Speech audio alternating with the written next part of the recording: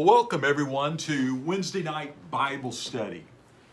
We are looking at studies in Joshua, and we have arrived to the point to where Joshua and Israel have crossed over the Jordan, miraculous crossing, and they are now camped at Gilgal in the land of Canaan. They're camping on enemy territory. Well, you would think that immediately they would look to mobilize and begin the conquest of Canaan. But God pushed the pause button here. They would delay nearly 2 weeks, at least 2 weeks, before they would go attack Jericho. And Jericho was just a few miles down the road. Well, God told Israel, He said, I want you to do this. I want you to circumcise every male. He told Joshua to do so. And that meant 10 days before this army would be able to fight, because they were recovering from this medical procedure. And it meant that God was supernaturally going to have to protect Israel. And Israel was going to have to stand in faith and trust God for that protection. We see that Joshua and Israel acted in obedience to the command. It's an amazing act of obedience. Unlike their generation that preceded them, their forefathers, they decide that we're going to trust God, and every one of them becomes circumcised. This was a physical operation on the body, but it was meant to be symbolic of a spiritual operation on the heart. Deuteronomy 10:16, we read Moses saying, circumcise your hearts, therefore, and do not be stiff-necked any longer. No amount of physical operational procedures can change the soul of man. We know that. However, the physical procedure was to draw attention to the spiritual measures that were being taken by Israel. Circumcision spoke of repentance. It spoke of humility before God. It spoke of obedience before God and identification with the Lord.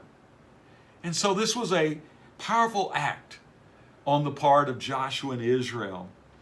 There did come a time when the Jews later on would trust in that external mark as being something that made them spiritual.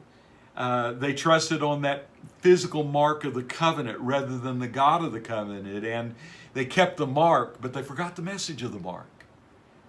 Oh, that we may understand what God is saying, and we may not substitute religious actions and activities and involvements, misunderstand them for spiritual obedience.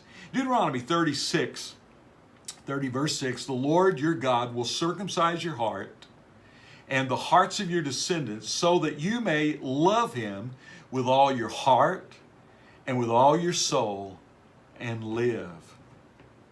Jeremiah 4:4, circumcise yourselves to the Lord, circumcise your hearts, you men of Judah and people of Jerusalem, or my wrath will break out and burn like fire because of the evil you have done. Burn with no one to quench it. And then Romans chapter 2, verse 25 in the New Testament, we read, circumcision has value if you observe the law. But if you break the law, you have become as though you had not been circumcised. If those who are not circumcised keep the law's requirements, will they not be regarded as though they were circumcised? The one who is not circumcised physically and yet obeys the law will condemn you, even though you have the written code and circumcision. You are a lawbreaker. A man is not a Jew if he is only one outwardly, nor is circumcision merely outward and physical. No, a man is a Jew if he is one inwardly. And circumcision is circumcision of the heart by the Spirit, not by the written code. Such a man's praise is not from men, but from God. So what is he saying here? What is the parallel for us as New Testament believers, New Covenant believers? Well, water baptism is not a substitute for obedience. Water baptism communion, church membership are by no means substitutes for an active, vibrant faith in Jesus Christ. There are people say, well, I was baptized, so I'm a Christian. Well, that may or may not be so. Are you living for Jesus? Do you have a personal relationship with Jesus? And so God was doing another thing here in circumcision as well. He was qualifying them to celebrate the Passover. No circumcised or uncircumcised male could partake of the Passover. And remember, the Passover celebrated in Egypt at the outset of the Exodus provided a covering for every Israelite's dwelling. God was renewing this covenant now over the generation of faith, because none of them that were born in the wilderness were circumcised. And so they were not walking in covenant. God was still protecting them, and he did many things for them because of his goodness and his mercy. But now he is saying, I want to enter covenant with you because you're people of faith. You're standing on faith. You're trusting me. So let's enter covenant. What a great day this was. Now let's see the second reason for this 2-week delay. It was time for the people not only to renew the covenant, but to remember the Lord's goodness.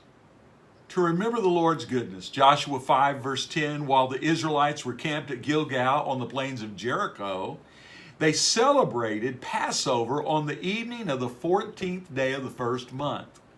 The very next day they began to eat unleavened bread and roasted grain, get this, harvested from the land.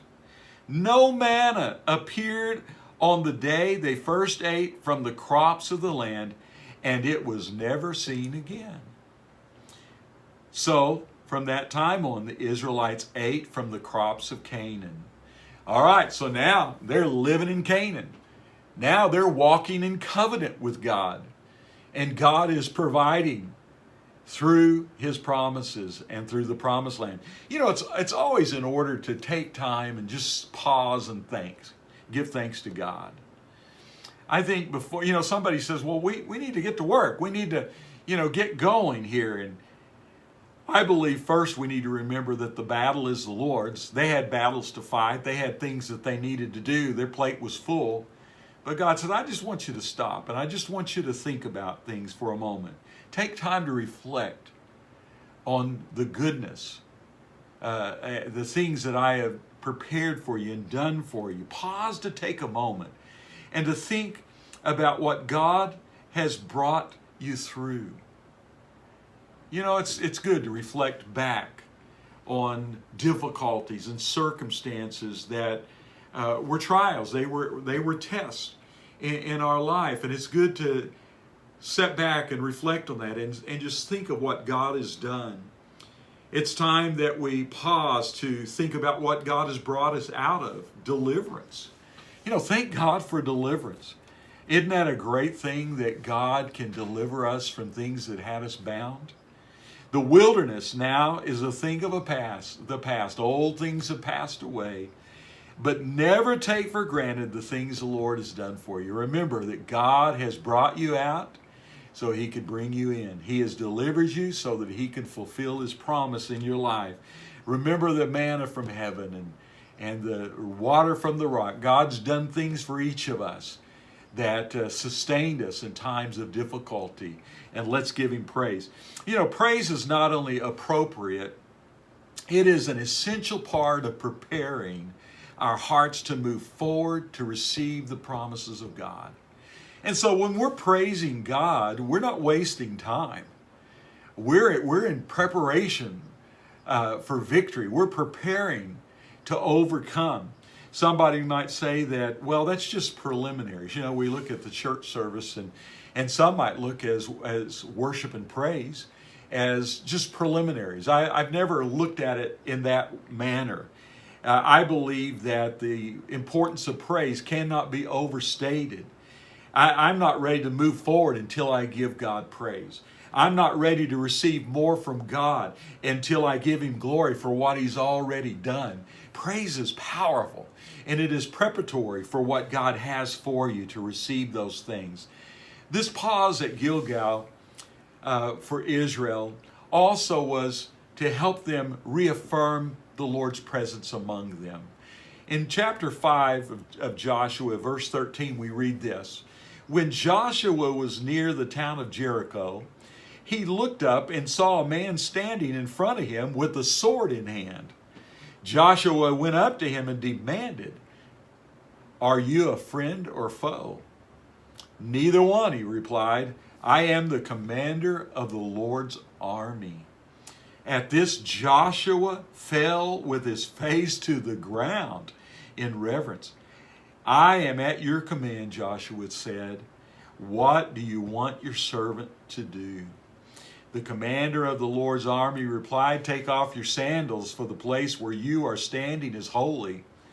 And Joshua did as he was told. Wow, what an experience here. God had already told Joshua that as I was with Moses, I'm going to be with you. And so now Joshua is stepping out in faith on the promises of God. He's walking in obedience, Israel along with him. And guess what? God is in the midst. God begins to make himself known in a special way. No wonder they could pause for 2 weeks right there, just a few miles from Jericho. God was there. God was there. The armies of the Lord were there. I'm going to tell you, when you step out in faith, you're not alone.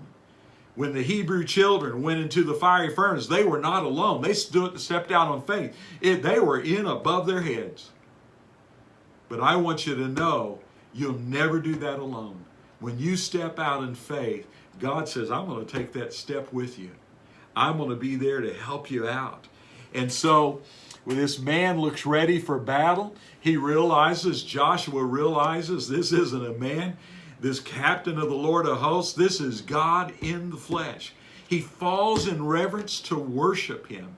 This is his burning bush experience, just as Moses had this burning bush experience. Now Joshua has his. And I want to ask you, have you had that in your life? Have you had that moment in time to where you stood in awe of God? You had that moment to where you know that you were in contact with God in his very presence. And you bowed before him and said, Lord, I'll do whatever you want me to do. I'll go where you want me to go. I'll say what you want me to say. Just let me know what you want me to do. Oh, that we would have that experience. Well, when you prepare your heart and you sell out to the purposes of God, I want you to get ready. Get ready for some action. Get ready for some backup. God is on the scene. He's in the midst, and he's going to make himself known to you in a special way. Can you imagine what that did for Joshua? Man, I'm telling you, he's ready to go. He knows that God is marching forward with him, that he is going not alone, but he's going under the guidance and the protection of God Almighty. Well, Jesus said, without me, you can't do anything. You can do nothing. And that we would understand that we would recognize that. And so when we go to do something for Jesus and we're walking in obedience, he's there. He's here to help us. Folks, we can't have church without the Lord being amongst us. Oh, that we would never try to do so, never enter worship, never listen to the word or preach the word or teach the word without asking God to come and fill us with the Spirit and manifest his presence. How foolish we are to attempt to do the work of God in our own strength. Understand that God is here. Let's seek the Lord. Let's prepare our hearts and let's get ready for a move of God. Step out in faith and understand that when you do so, that God is with you. And if God be for us, who can be against us? God bless you. Hope to see you Sunday morning in church at 9 a.m. or 11 a.m. or to see you online. God bless you. We'll see you Friday with devotions. See you then. Bye.